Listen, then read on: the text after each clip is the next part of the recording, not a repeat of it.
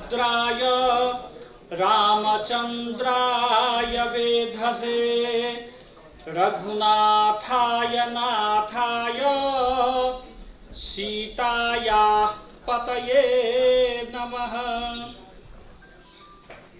इस सत्र के सभाध्यक्ष महोदय एवं मंच संचालक महोदय, मंच पर आसीन केंद्रीय संस्कृत विश्वविद्यालय के यशस्वी कुलपति एवं अन्य विधिविद, समक्ष विद्यमान हमारे श्रेष्ठ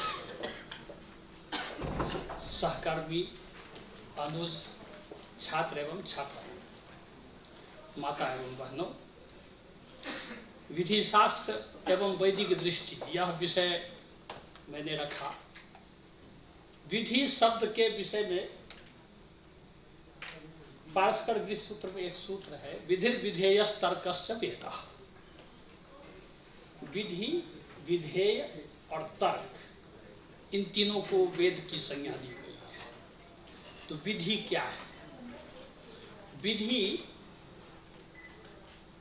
ब्राह्मण ग्रंथ को विधायक ग्रंथ कहा गया है, विधि ग्रंथ। उसमें विधेय पद जो है वो मंत्रों का वाचक है। मंत्रों में जिन यागों का वर्णन है उन यागों की विधियों का वर्णन ब्राह्मण ग्रंथों में उपलब्ध होते हैं। इसीलिए हर एक वेद के अपने अपने ब्राह्मण ग्रंथ हैं और उन ब्राह्मण ग्रंथों में उसके प्रतिपादन किए गए हैं। वो है विधि। विधि, विधेय और तर्क, तर्क कहते हैं मीमांसा भी जो शास्त्र हैं, दर्शन शास्त्र, उसको तर्क कहते हैं। ये सब मिलकर वेद है। वेद का जो मंत्र है उस मंत्र का ज्ञान करने के लिए, अर्थ ज्ञान करने के लिए एक श्लोक में प्रस्तुत करता हूँ। उसमें उन शास्त्रों का ज्ञान होना जरूरी है। अगर उन शास्त्रों का ज्ञान नहीं होगा तो वेदार्थ प्रतिपादन सम्यक ढंग से नहीं हो सकता। वेदे कांचन पत्तने परिलसत। वेद एक सोना का कलश है। वेदांत दुर्गो महान, उसके चारों तरफ किला है, दुर्ग है, जिसका नाम है वेदांत। मीमांसा परिखा विभाति पुरतः, उस किले के चारों तरफ ऊंची दीवार जो किला है उसके चारों तरफ परिखा, परितः खातः परिखा, गहरी खाई है, उस खाई का नाम है मीमांसा।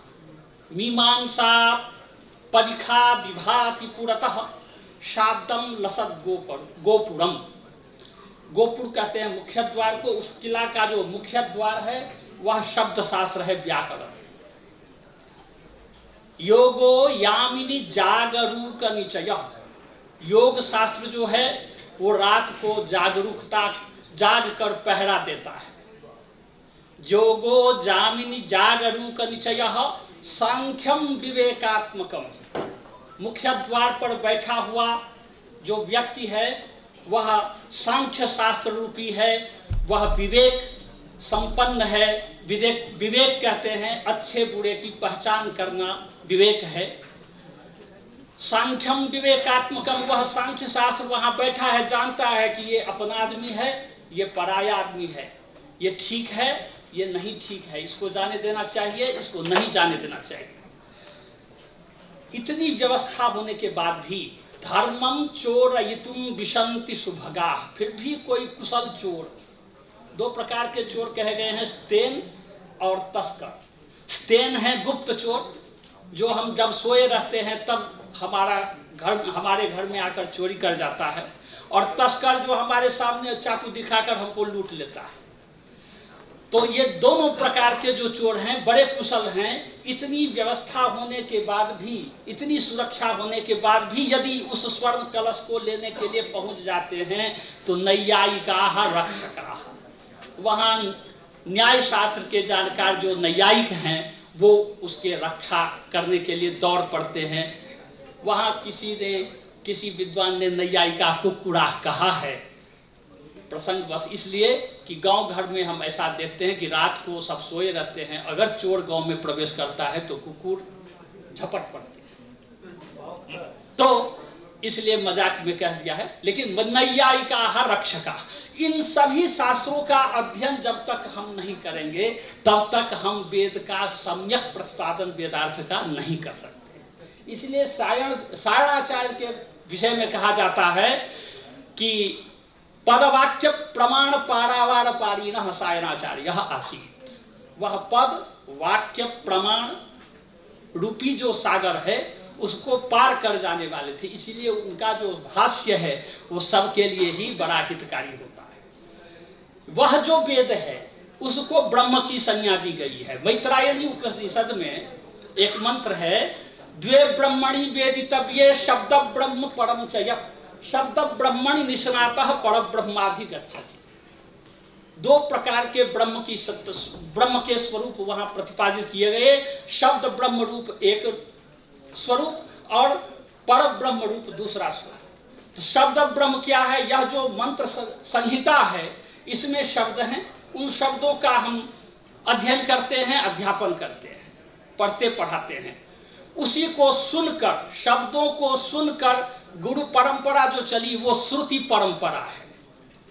वह शब्द क्या करता है? तो परब्रह्म के स्वरूप का निरूपण करता है। वह परब्रह्म क्या है? कि इस वेद में जो परब्रह्म है वो यज्ञ प्रजापति ही परब्रह्म है।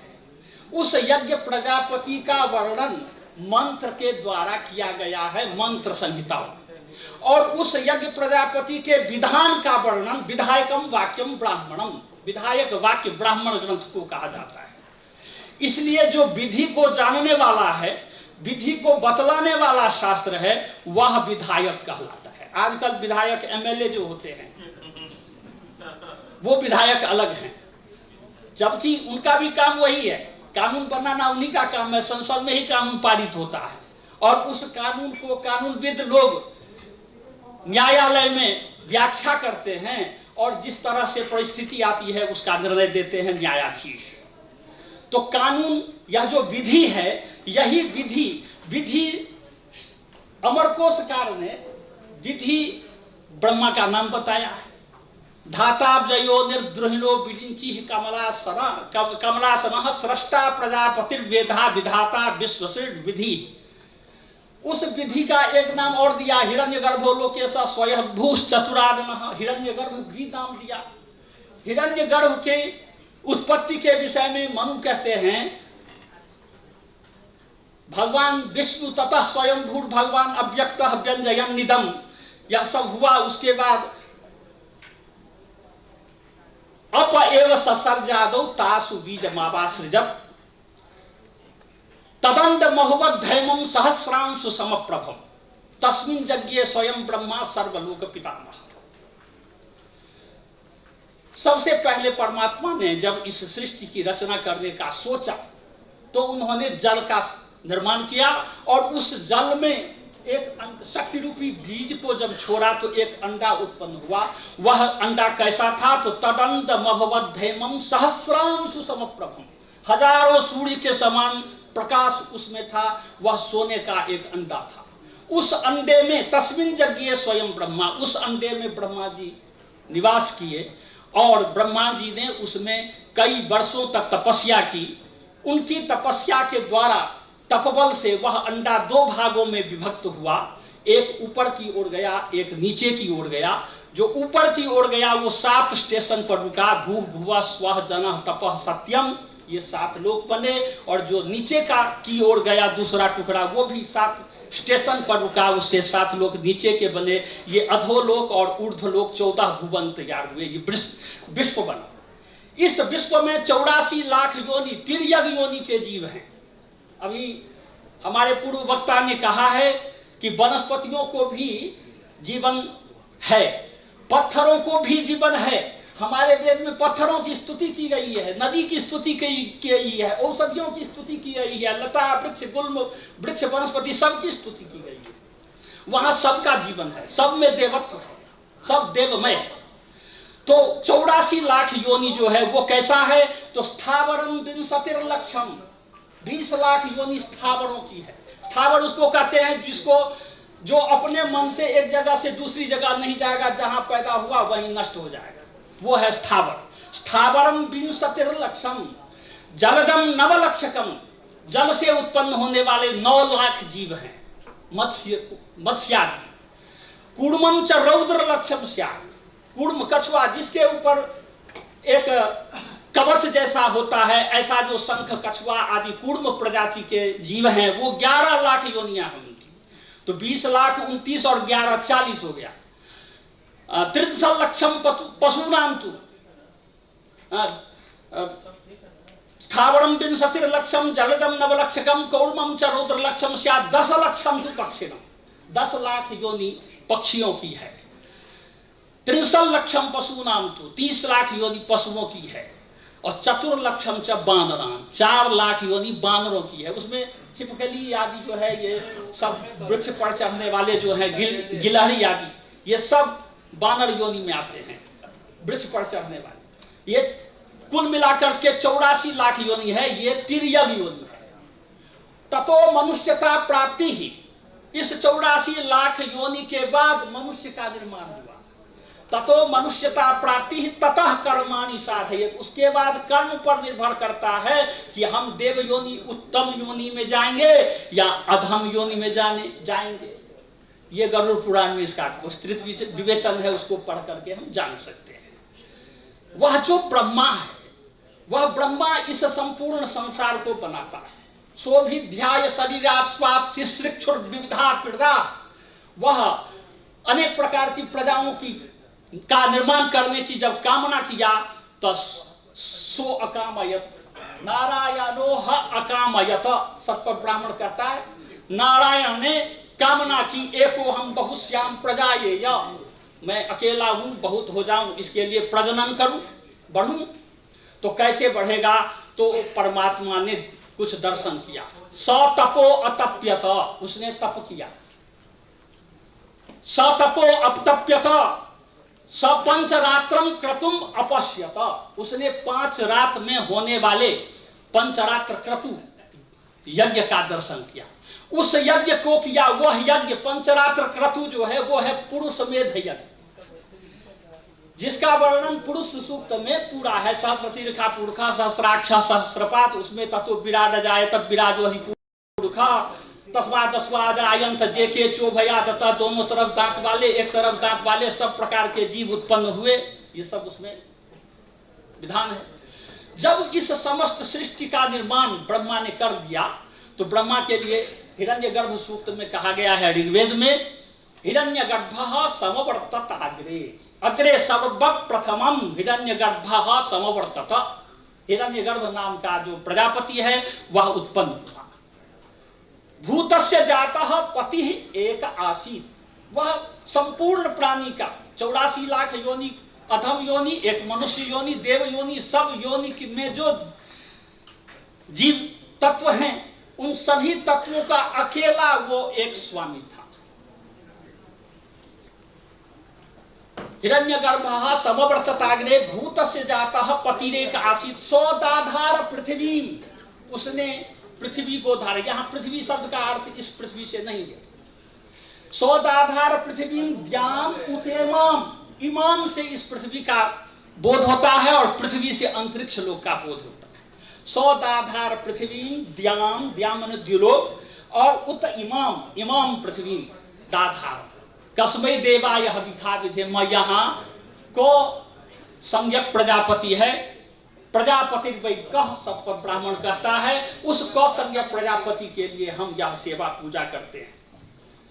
उस परमात्मा ने जो नीति बनाई उस नीति में 3 नीति प्रधान है, धर्म नीति, राजनीति और विज्ञान नीति। मैं बहुत कम समय लूंगा क्योंकि कम समय में मैं सर 15 मिनट जी हो गया है, हम लोग के पास समय नहीं है। अब अगला सेशन होने वाला है, बहुत देर होगी। जी जी।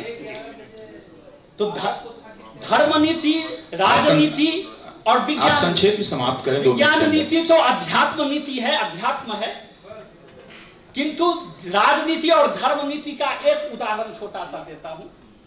किसी व्यक्ति ने एक दूसरे व्यक्ति को कहा कि 2 डंडा दिया और कहा कि इस डंडे में से दोनों की लंबाई समान थी, 2 डंडा दिया और कहा कि इसमें से एक को छोटा कर दीजिए, एक को बड़ा कर दीजिए। 2 व्यक्ति सामने थे, एक व्यक्ति ने क्या किया, फट से पकड़ा उसके हाथ से और तोड़ दिया, उसको फेंक दिया एक टुकड़ा।